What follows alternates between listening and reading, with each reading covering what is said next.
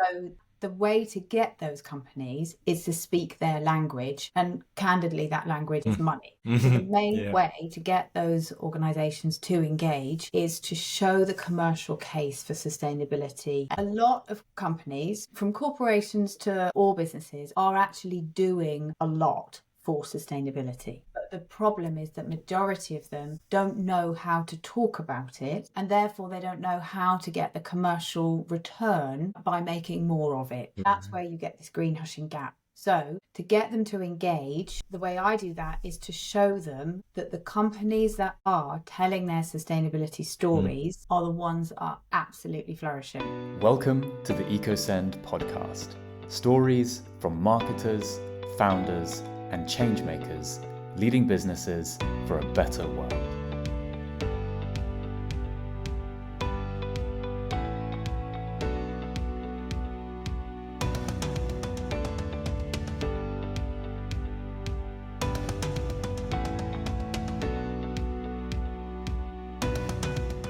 Hi there, welcome to another episode of the EcoSend podcast. I'm your host, James, and I'm thrilled to bring you another episode of the show. For those of you who are new to the EcoSend podcast, this is a show where I interview other people who are leaders and usually putting the planet and people first in their businesses and really trying to make the world a little bit better in their daily lives. The show comes out every week. It's usually about half an hour, and I hope you enjoy the show. Today, I am joined by Maddy Cooper, and Maddy is the CEO and founder of Flourish, which is a sustainable marketing change agency. Maddy, it is a pleasure to be with you today. How are you doing? Very good. And pleasure to be here with you and you all too. Awesome. So Maddy, tell me a bit more about what you're up to and what you're doing with Flourish. Yeah, great. So I started Flourish last year. So it's a very new agency, which is super exciting. And in terms of the offer, Flourish basically partners with major brands that are already investing significantly in sustainability transformation, but they want to communicate their efforts without fear of the accusation of greenwashing. So it's to enable those organisations that are doing the right thing to accelerate their sales of more sustainable products and make their brands relevant and valuable long term. And I really see that's really important, that there's a lot of organisations that are kind of greenhushing, and that's not good for the sustainability movement generally. Consumers need to be inspired to change their behaviours. Corporations need to enable that change and kind of not put up with the misguided notion of like, oh, consumers won't pay more, they won't make the effort to change. Marketing has the opportunity to enable that change. So that's what Flourish is all about. Amazing. Sustainable marketing change agency. And then the other thing is that I'm an assessor for the University of Cambridge Sustainability Leadership Marketing Media and Creative Programme. So lots of people are doing that course now, and I assess and support with that. Oh, amazing. Out of all the universities, that's one of the good ones, I believe. My co-founder's a Cambridge graduate himself, so no, that's amazing.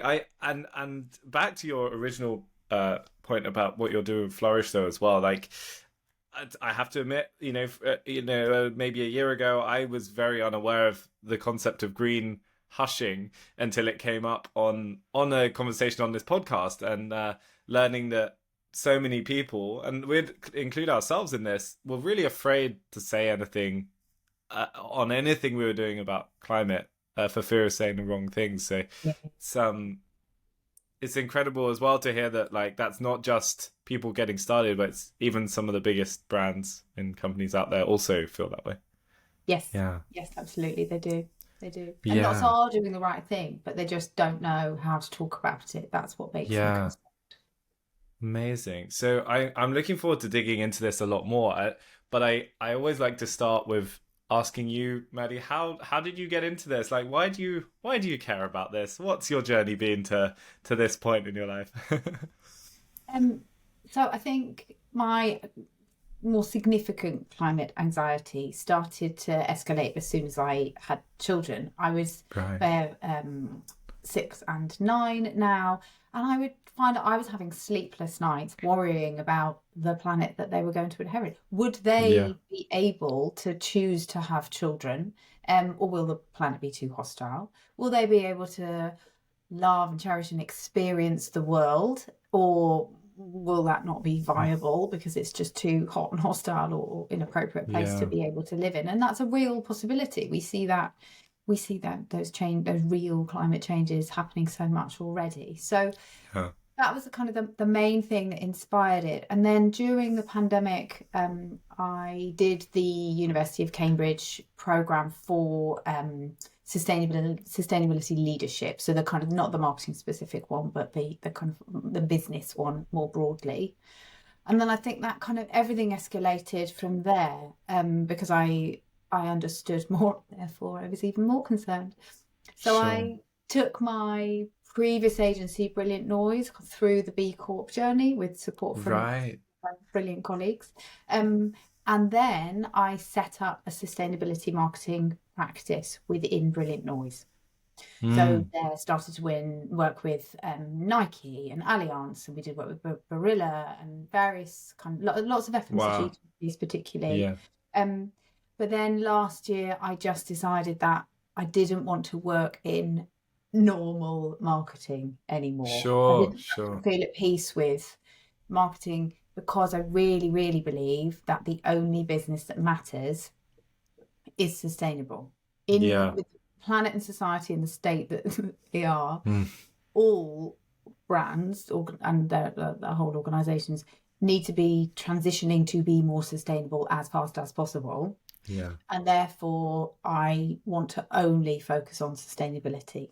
So in very amicable ways, I exited Brilliant Noise, which had been my agency, but I exited day-to-day work within Brilliant Noise, and launched Flourish, and also started being an assessor for Cambridge. Kind of all happened within last year.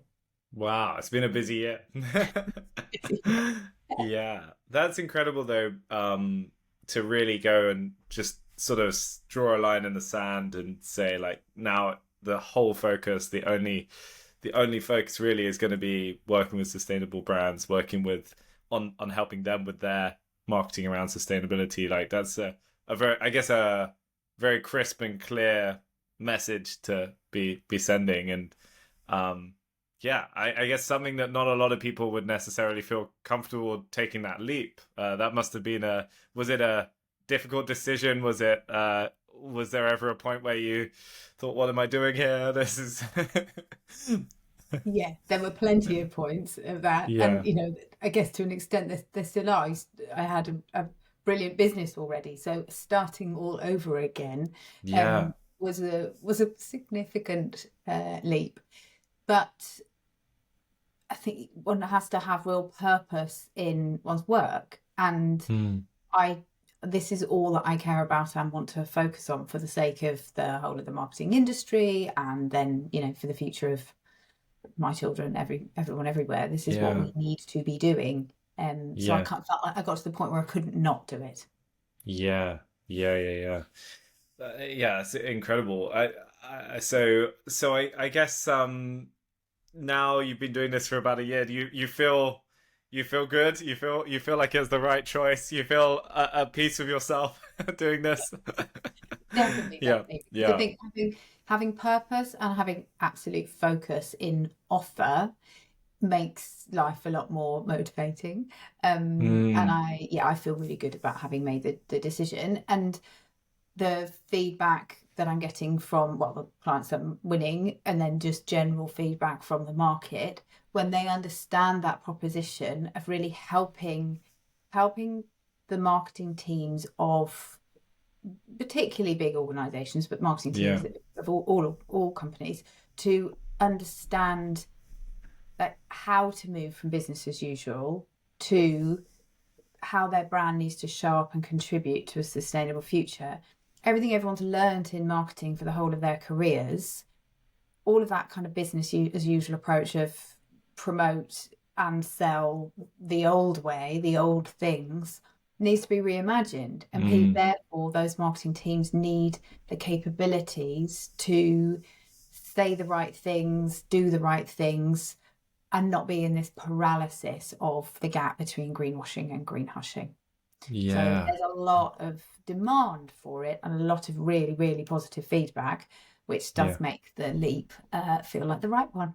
Yeah, absolutely. I think it's incredibly inspiring to hear that journey you've taken. I can imagine people listening to the show might have maybe thoughts in their heads about doing something similar, but it maybe overcome with fear or, all the reasons not to do it. And to hear from someone like yourself who's actually made that leap and has come through the other side and it's clearly working. It's I'm sure very reassuring for many other people to hear that. So it's fantastic. Thank you for sharing that, Maddy. I'm intrigued then for these bigger businesses, given a lot of your work is around doing exactly this, like how do you get these larger businesses to actually engage in sustainability, to put that on their agenda, to be factoring that in when, as you say, so many of the practices, the things that you've been learning all your life professionally are sell, make sure we make more profit, and everything else is secondary. How do you even begin that conversation? So, of course, it's a difficult one because business has an operating system that we are all used to. Yeah. With an absolute, magic wand, blank sheet of paper, perhaps all of capitalism might be reimagined in service of only doing the right things for the planet and society. But there isn't time. I firmly believe that there just isn't time for that. Some people can choose to be brilliant and go off grid and whatever, but the whole of societies and the way that business works, there isn't time to change the DNA of that. It exists as it is, and it's far more powerful to get big corporations and of course governments, but get the big corporations to really engage with being better and doing more good than harm. So that the way to get those companies is to speak their language, and candidly that language predominantly is money. So the main way to get those organizations to engage is to show the commercial case for sustainability action, but very importantly sustainability marketing. A lot of companies, from corporations to all businesses, are actually doing a lot for sustainability. But the problem is that majority of them don't know how to talk about it, and therefore they don't know how to get the commercial return by making more of it. Right. And that's where you get this greenhushing gap. So to get them to engage, the way I do that is to show them that the companies that are telling their sustainability stories are the ones that are absolutely flourishing. So if you look on a spectrum of, for example, Unilever, that has a really ingrained sustainability strategy from the top leadership to all junior team members through every brand. They're not perfect, but they take it really seriously and they communicate it really seriously through Ben & Jerry's and Dove and all of the other brands. They are thriving, and their share price has increased 130% over the last 10 years, and their market share has gained significantly as well. Whereas if you then look at all of their other FMCG competitors, it's half that in terms of sales success and in terms of shareholder value.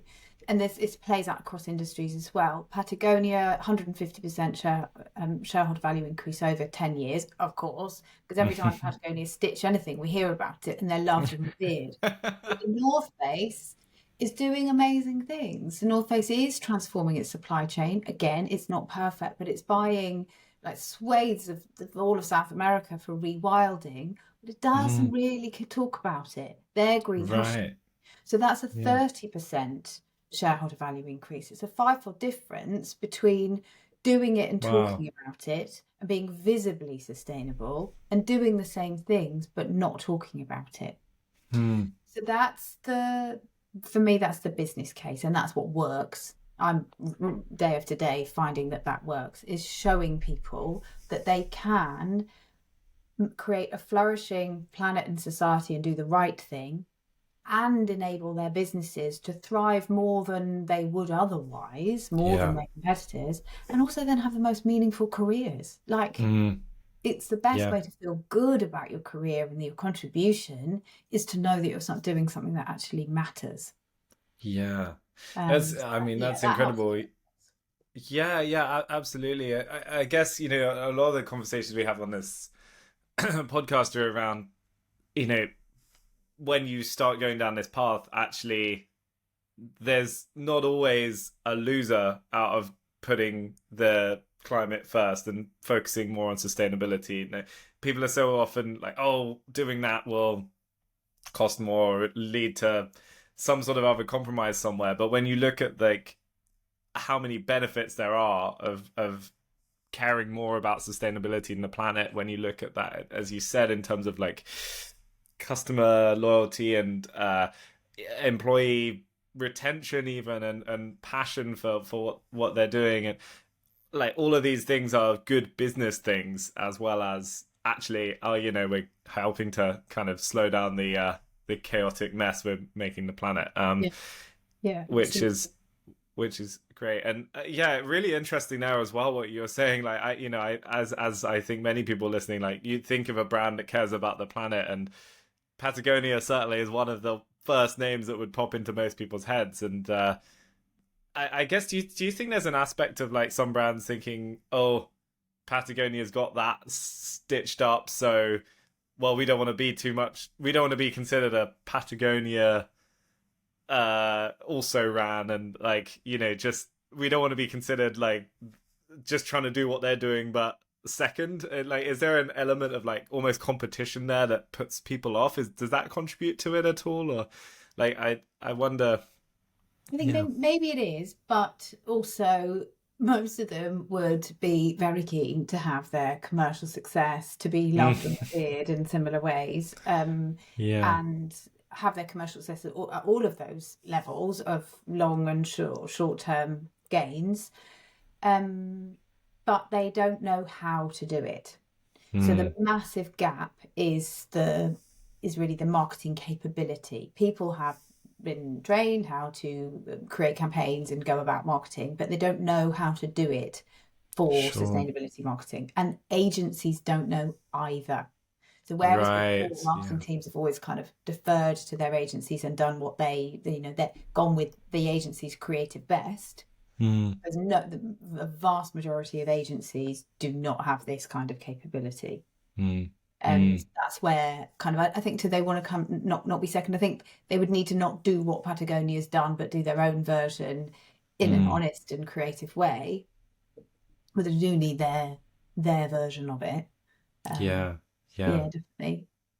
It's also fascinating because my background's from very much a small business background, but I guess a lot of the challenge here as well is bringing in a lot of stakeholders to buy into a kind of a joined up vision and plan. And I was just thinking a company the size of Unilever, and then you think about the number of agencies that probably work with someone the size of marketing to the people within the organizations, and alignment there, which must be, I guess it kind of maybe relates a lot to what you're doing with the University of Cambridge, like the education, the motivation, like how you bring people on side internally before you then take that message out to consumers and customers. Yes, definitely. I think a couple of points you touched on in terms of being appealing to employees and to the talent attraction. That's a major problem for loads of organisations. 1 in 3 Gen Z people will have actively rejected employers based on their sustainability credentials, and it's reasonable to think that they are the critical thinking brightest of the bunch. So there's a lot of people that aren't then in the talent mix to be able to attract. So again, it's a reason for communicating sustainability credentials really well to get the right people. But to your point about the challenge of it through Unilever in a really complicated organisation, I think whatever the size of organisation, the important thing is it being systemic and it being at the heart of the strategy. And that is really, really similar to digital transformation. Mm-hmm. Companies that thrived through digital transformation were the ones that either were the disruptors, so they were digital born, kind of came and fully disrupted, or were the ones that really embraced it at the heart of the business. The companies and the ones that the kind of engaged, but it was a little bit of a sort of a bolt on, it's a bit on the sidelines, it was sort of a department but not at the centre, they kind of fizzled, they're like haven't thrived. And it's really similar with sustainability, and that's where Unilever, although that's a beast of a task to get it to relate to every senior to junior person's job description and all of that connection in all the agencies, doing that from a really small company to a huge one, that they're the ones that are standing out with brilliant commercial gains and the biggest actual environmental impact and social impact. Yeah. Really like embracing it and taking it as an opportunity rather than, oh my gosh, there's this legislation coming in, we've got to comply with it, get some intern to deal with that. The sustainability department will fix it. No. This is the usual plus sustainability department. It can't be that. There's a term I know on the tech side of things where we sort of say like security is everyone's job. I guess you could apply that to sustainability too, for sure. I mean, literally is for everybody's survival. Yeah, it's kind of, we've all got a bit of a vested interest here, I think. Yeah. So I know you touched on this a bit, Maddy, but I guess getting marketers to engage in sustainability is in itself a specific challenge, like to just, outside of all the other roles. And I guess there's many challenges there, in that marketers are usually responsible for making sure more people buy the thing and buy things from the company. So I know you've done quite a lot of work here, right? There's the initiative Marketing Declares. So I wanted to make sure we had some time to hear about that. It'd be really cool to. So Marketing Declares is the marketing industry specific version of Business Declares. So I think most listeners have heard of Business Declares, and they're really important work. And then there had been Culture Declares and Architecture Declares, and the point is being that a movement to invoke the need to galvanise a whole industry, to show people what they can do better and differently, in ways specific to their kind of work. And I'm part of the BEMA Sustainability Council now, co-chair of that, and we were looking at creating this marketing declaration, and then I turned it into being this website. So it's marketingdeclares.com. And the mission really is for everybody to kind of sign it and then think about the declarer's mindset. So there's these key sort of pillars to encourage people to really think about and reflect on. And then there's a whole toolkit. Mm-hmm. So there's loads of things, whether it be for small agencies or for clients directly, to enable people to use all of the resources that are available to marketers, whether it be ultra low carbon website design or there should be, and we can add an ultra low carbon approach to email marketing. A coincidence, we're on this. Definitely should be added, But the point is really that marketers have great power and responsibility. And we have, as a collective industry, been culpable for encouraging consumption, absolutely, consumers. So the point of the marketing declares is to enable marketers to think about how they can change the brief and encourage agencies and brands to think differently about the kind of behaviour that they're encouraging. And the ramifications of that. So changing the brief and changing that consideration. And then even through actual marketing, producing things in a lower carbon way. So of course it's multifaceted. But so be brilliant, do sign, get involved. It's just marketingdeclares.com. But the kind of the key pillars are to lead the future. Great power, great responsibility, kind of when you know better, do better. So not hiding old stories under new initiatives and that sort of green switching. yeah, and start trying to kind of inspire a revolution of changing from within your agency or within your brand, and doing more good than harm. I love that.